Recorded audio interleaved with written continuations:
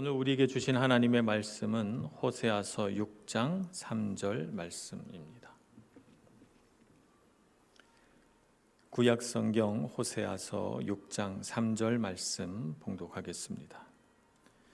그러므로 우리가 여호와를 알자, 힘써 여호와를 알자. 그의 나타나심은 새벽빛같이 어김없나니 비와 같이 땅을 적시는 늦은 비와 같이 우리에게 임하시리라 하니라.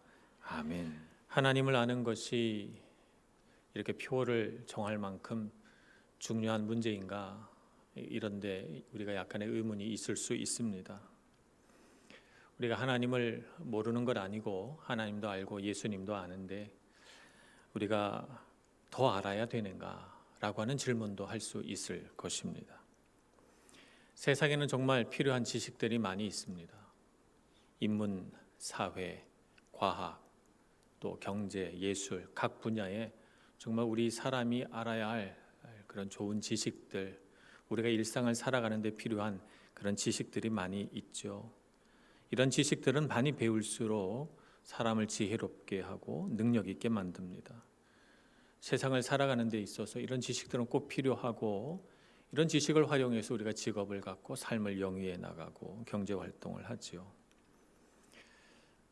이런 세상 지식들이 필요하다는 것은 확실하게 알겠는데 하나님을 아는 지식은 이런 세상 지식만큼 필요한가?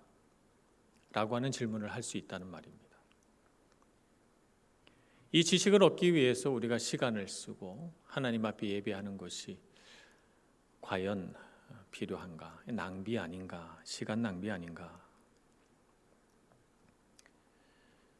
마르바던이라고 하는 영성학자는 그렇지 않다라고 말씀하셨습니다.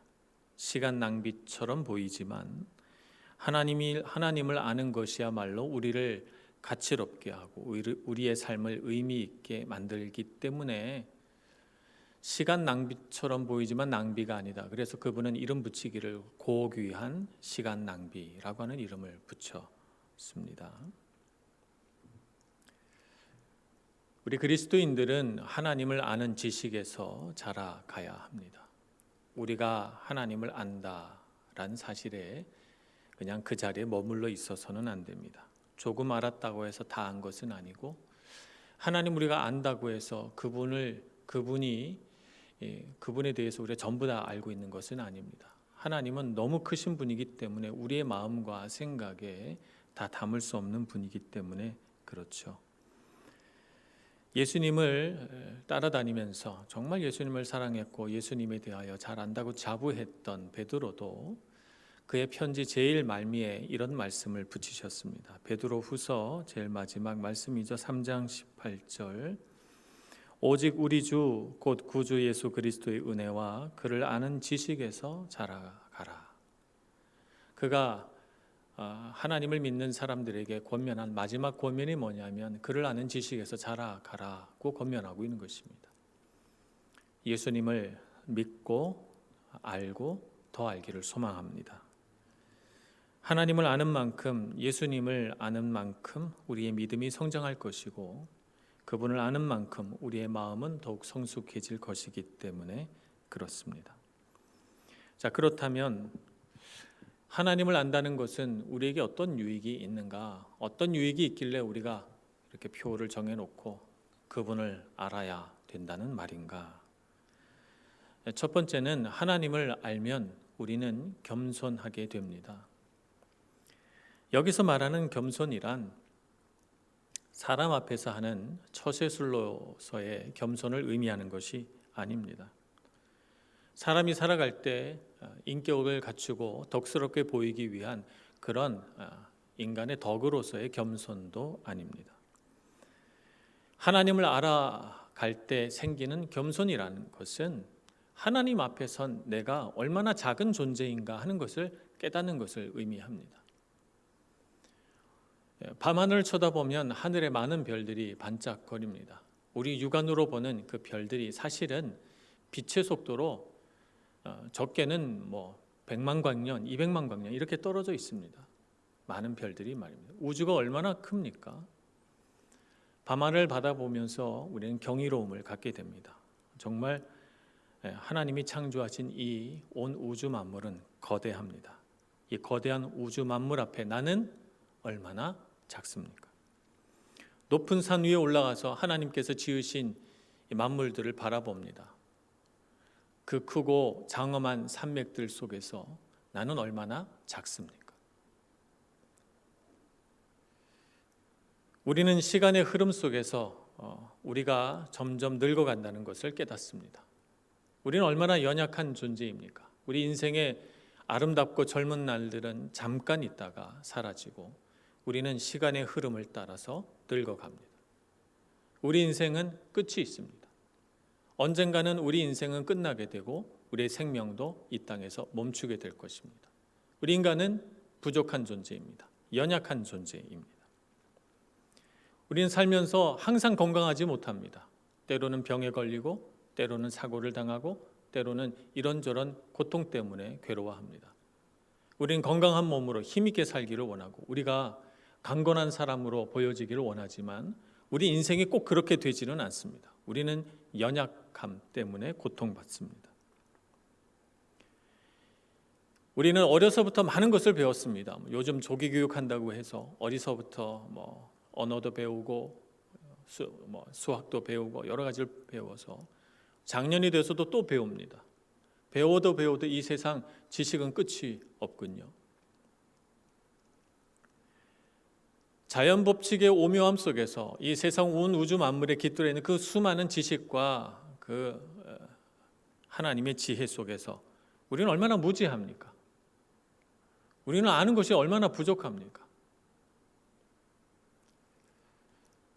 하나님 앞에서 겸손하다는 것은 하나님 앞에 섰을 때 내가 얼마나 작은 존재인지, 내가 얼마나 연약한 존재인지, 내가 얼마나 어리석고 무지한 존재인지를 깨닫는 것입니다. 하나님은 크시고 우리는 작습니다. 우리가 무엇이라고 크신 하나님을 놓고 함부로 하나님을 판단할 수 있단 말입니까? 정말 우리는 하나님 앞에 겸손할 수밖에 없는 존재죠. 기독교에서 말하는 겸손이란 바로 이러한 겸손을 말하는 것입니다. 광대하고 무한하며 신비롭고 크신 하나님 앞에서 나의 위치를 깨닫는 것, 그것이 바로 겸손입니다. 이 위치를 아는 것이 바로 우리의 지혜입니다. 이렇게 하나님 앞에서 자기의 위치를 아는 사람, 곧 겸손한 사람은 다른 사람과 비교하거나 경쟁하지 않습니다. 그럴 수 없기 때문이죠. 왜 그런가 하면 내가 경쟁하고 싶은 혹은 내가 비교하고 싶은 그 사람도 하나님 앞에는 지극히 작은 자요 연약한 자이기 때문에 그렇습니다. 나와 똑같이 지극히 작은 자인데 뭐하러 경쟁할 필요가 있습니까? 뭐하러 비교할 필요가 있습니까? 다 거기니까 말입니다. 우리가 하나님 앞에서 겸손하다는 것은 또 다른 의미가 있습니다. 이렇게 작고 보잘것없는 나 같은 존재를 하나님께서 택하시고 부르셔서 사랑해 주시잖아요. 이게 얼마나 큰 은혜입니까? 우리는 작다 그러면 무시하고 우리의 관심의 대상으로 생각하지 않을 텐데 하나님은 이렇게 작고 부족하고 연약한 우리를 하나님의 자녀로 삼으시고 하나님의 뜻 가운데서 우리를 사랑해 주십니다. 그래서 겸손한 사람은 그런 하나님의 사랑을 알기 때문에 하나님 앞에서 감격하고 감사합니다. 나같이 이 작은 자를 주님 어찌 이렇게 사랑해 주십니까? 라고 말하며 말입니다. 이렇게 하나님 앞에서 자기의 작음을 아는 사람은 이 작은 자를 사랑해 주시고 함께 해 주셔서 능력 베풀어 주시는 하나님이 자랑스럽습니다. 그래서 하나님 앞에 겸손한 사람은 하나님께 영광 돌리게 돼 있어요. 이렇게 작은 자를 사랑해 주신 그 크신 하나님에 대하여 마음을 다해서 주님께 찬송하고 영광을 돌리게 되는 것입니다. 이렇게 하나님을 바라보며 사는 사람은 사람을 바라보면서 자신이 얼마나 유능한 존재인지, 자신이 얼마나 똑똑한 사람인지, 자신이 얼마나 능력이 있고 부유한지를 자랑할 필요가 없습니다. 왜냐하면 하나님의 크심을 알고 그 앞에서 내가 얼마나 작은지 알기 때문입니다. 사람들 앞에서 굳이 내가 얼마나 능력 있는지 인정받을 필요가 없고 내가 얼마나 유능한 사람인지 증명해야 할 이유도 없는 것입니다. 그냥 하나님이 너무나도 자랑스럽고 하나님 너무 크시기 때문에 그분을 바라보는 것만으로도 너무나도 경이스럽고 감격과 감사가 충만하게 되는 것입니다. 그렇기 때문에 하나님 앞에 겸손한 사람은 이 세상의 것에 연연하고 집착하지 않을 수 있습니다. 땅 위의 것만 가지고 씨름하던 시간들을 잠시 멈출 수 있습니다. 하늘의 일들을 생각하고 하늘의 일들에 소망을 가질 수가 있게 되는 것이죠. 이 세상 근심이 하나도 없이 살아가게 된다는 의미가 아니라 땅만 보고 살아가는 사람들만큼 그렇게 고민하고 그렇게 애타면서 살지 않는다는 것입니다. 겸손은 이렇게 큰 유익이 있습니다. 하나님을 안다는 것은 우리를 겸손하게 합니다. 그래서 그것이 우리에게 능력이 되는 것이죠. 이 세상을 살아가면서 이 세상 것 가지고 막 애타하고 고민하면서 그렇게 살지 않게 되고 하나님은 정말 크시구나 이렇게 생각하면서 하나님의 크심, 하나님의 높으심, 하나님의 그 광대하심을 생각하니까 우리의 마음도 넓어집니다. 우리의 마음이 커집니다. 하나님 앞에서 나는 얼마나 무지한가 생각하니까 하나님께서 가르쳐 주시는 것들을 배우고 싶습니다. 마음의 여유가 생깁니다. 넓은 마음, 배우고자 하는 마음, 부드러운 마음을 가지게 되니 겸손이 얼마나 유익합니까? 하나님 앞에서 우리의 자금을 아는 것은 우리를 참 능력 있게 만듭니다. 하나님을 아는 만큼 우리의 생각도 우리의 마음도 넓어지고 여유로워지니 이런 사람은 얼마나 행복한 인생을 살겠습니까? 생각이 넓어지고 마음이 여유로워지니 그의 삶도 넓어지고 여유로워집니다.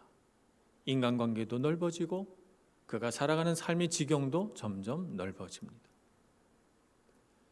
겸손한 사람은 이렇게 능력 있는 삶을 살게 되는 것입니다. 하나님을 알고 주님 앞에서 겸손한 여러분들 되시길 축복합니다. 이 겸손이란 우리 동양에서 말하는 그런 겸손이 아닙니다. 하나님의 크심을 알고 그 앞에 나의 작음을 아는 것입니다. 하나님 앞에 겸손하지만 사람 앞에 비굴하지 않고 어디서나 낮은 자리를 자처하지만 그러나 높은 자존감을 가지고 살아가는 사람, 이 사람이 바로 겸손한 사람입니다. 2020여 년 한 해 동안 하나님을 아는 만큼 겸손해지고 겸손한 만큼 능력이 있어지는 우리 성도 여러분들 되시길 축복합니다. 새해에는 아멘 좀 크게 하시면 좋으실 것 같아요. 네. 하나님을 아는 것은 우리에게 위로를 줍니다. 상처가 있으면 우리는 쉽게 분노하죠. 왜냐하면 상처라는 것 자체가 우리에게 아픔을 주기 때문에 아픔은 우리를 분노케 합니다. 그것은 어떤 대상이 있는 것이 아니라 그냥 아픔 자체가 우리 마음속에 큰 분노의 감정을 일으키기 때문입니다. 상처 때문에 다른 것에 여유를 가지고 신경 쓸 수 없게 됩니다. 상처가 있는 사람은 자기 상처를 보듬어 안고 그것을 달래고 치유하기에도 바빠요. 그래서 다른 사람의 마음이 어떤지, 다른 사람이 무엇을 원하는지, 함께 살아가는 세상이 어떠한지 라고 하는데 신경 쓸 여유가 없습니다. 왜냐하면 내 상처가 너무 크고 아프기 때문입니다. 제가 시골에서 어렸을 때 강아지를 키웠습니다. 산책 데리고 나갈 때 목줄을 풀어 놓으면 막 사방으로 뛰어다니죠. 시골에는 뾰족한 것들 많아요. 막 뛰어다니다 보면 어느 날은 이 강아지가 이 발바닥에 가시가 박혀서 와요. 절뚝절뚝하고 오니까 제가 불쌍해서 이제 발바닥에서 가시를 빼주려고 하잖아요. 제가 주인이고요. 제가 밥도 주고 지금 상처도 치유해 주려고 하잖아요. 근데 강아지가 어떻게 합니까? 저 물으려고 그래요. 가시를 빼내려고 하면 좀 아파야 빠지지 않습니까? 근데 아픈데 근처도 손 못 대게 하고요. 막 저를 으르렁거리며 물려고 합니다. 제가 미워서 그런 게 아니에요. 상처 때문에 그런 거예요.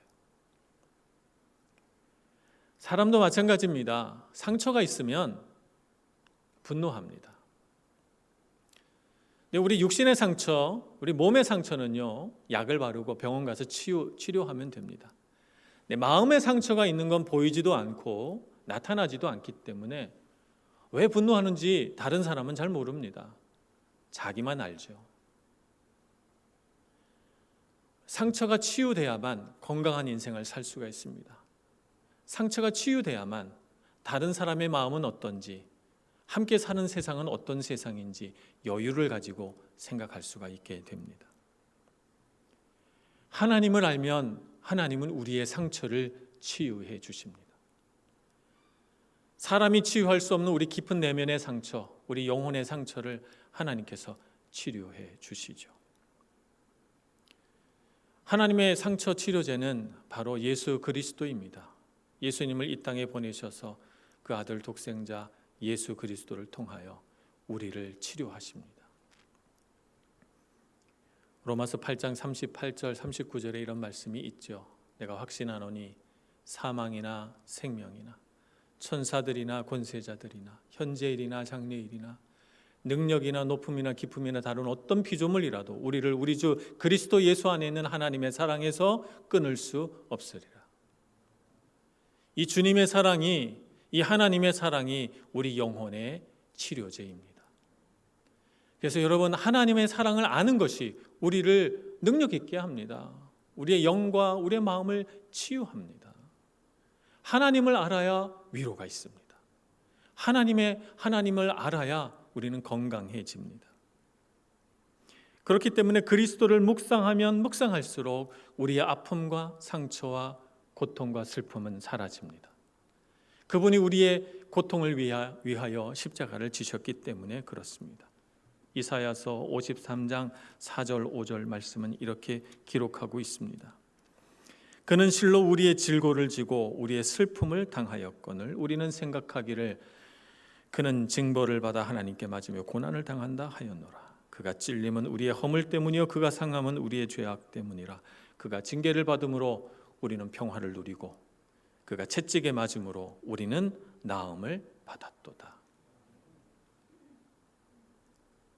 우리의 영을 치유하고 회복시키기 위하여 우리가 당할 고통과 질병과 아픔을 그분이 지셨습니다. 우리가 어떻게 우리 인생의 우리 영혼의 상처를 치유할까? 예수 그리스도를 많이 묵상하시기 바랍니다. 그분이 우리를 위하여 어떻게 눈물을 흘리시며 십자가를 지셨는가 깨달을수록 우리는 우리의 마음이 위로를 받고 힘을 얻게 될 것입니다. 그러므로 하나님을 알면 알수록 우리의 마음은 치유되고 건강해집니다.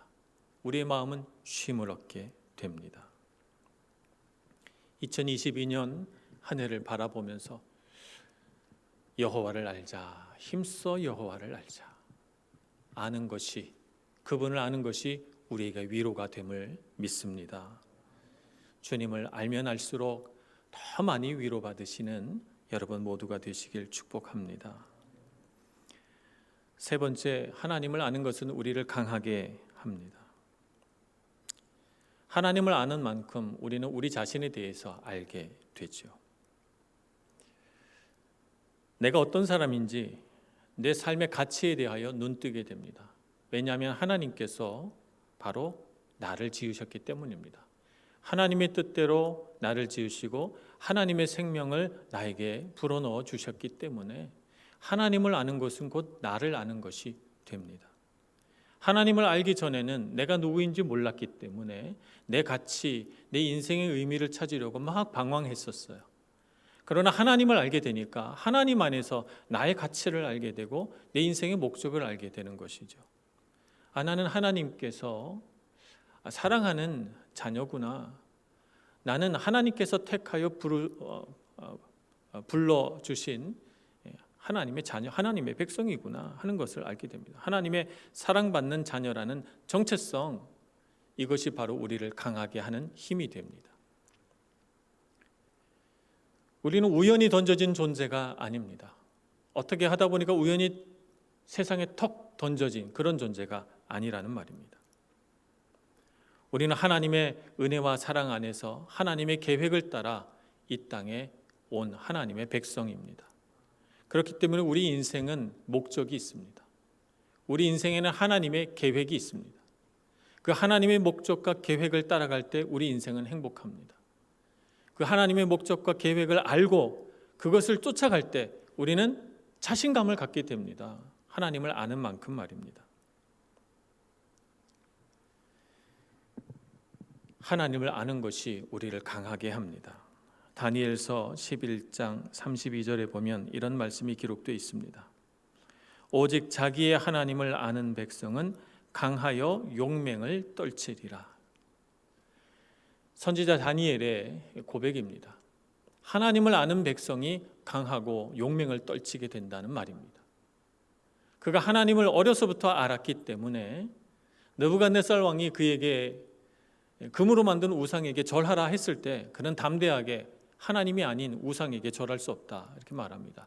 그렇지 않으면 너를 풀무불에 던져 넣으리라 느부갓네살 왕이 위협하지만 그는 다니엘서 3장에서 풀무불에 던져줘도 주님께서 우리를 구원하실 것이고 설령 주님께서 우리를 구원하지 않는다 할지라도 나는 당신의 말대로 저 우상에게 절할 수 없노라 라고 다니엘은 담대하게 말합니다. 그리고 실제로 풀무불에 던져졌지만 호련히 한 사람이 나타나서 이 세 친구들과 함께 동행하고 그 뜨거운 풀무불에서 몸 하나 다치지 않고 살아나오게 되지요.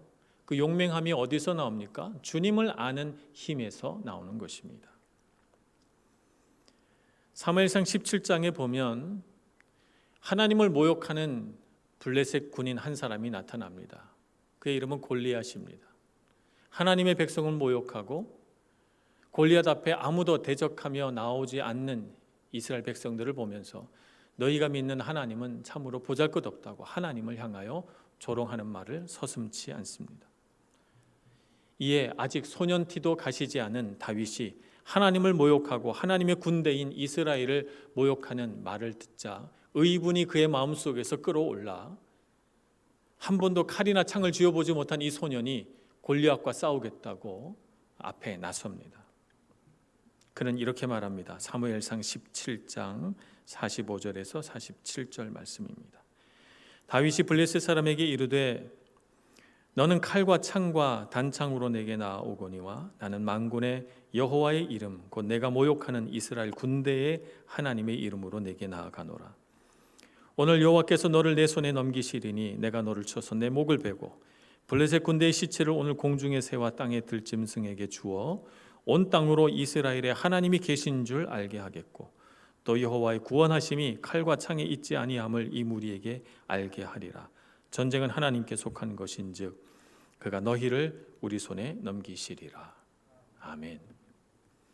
이 용맹함이 어디서 나옵니까? 하나님을 아는 데서 나옵니다. 2022년 한 해를 우리가 어떻게 용감하게 싸워 승리하는 삶을 살아갈까요? 하나님을 아는데 우리의 힘이 있습니다. 다윗과 같은 용맹함, 다니엘과 같은 담대함, 하나님을 아는 데 있습니다. 한 해 동안 하나님을 힘써 알아가시는 여러분들 되시고 하나님 앞에 겸손한 만큼 넓은 세상 살아가시고 하나님을 아는 만큼 상처도 치유되어 위로받고 쉼과 안식이 있는 인생을 사시고 하나님을 아는 만큼 강하고 담대한 여러분들 되시길 간절히 축복합니다. 기도하겠습니다. 자비하신 하나님, 우리에게 하나님을 알고자 하는 열망을 주시기를 소망합니다. 우리 인간의 지식과 그 연약함에 머물러 있지 않게 해주시고 하나님의 크심과 하나님의 지혜로우심과 하나님의 놀라우신 능력을 깨달아 아는 저희들 되게 해주셔서 이 크신 하나님과 동행하여 우리의 삶도 능력 있게 되고 지혜롭게 되는 큰 은혜 누리게 하여 주옵소서. 예수님의 이름으로 기도합니다. 아멘.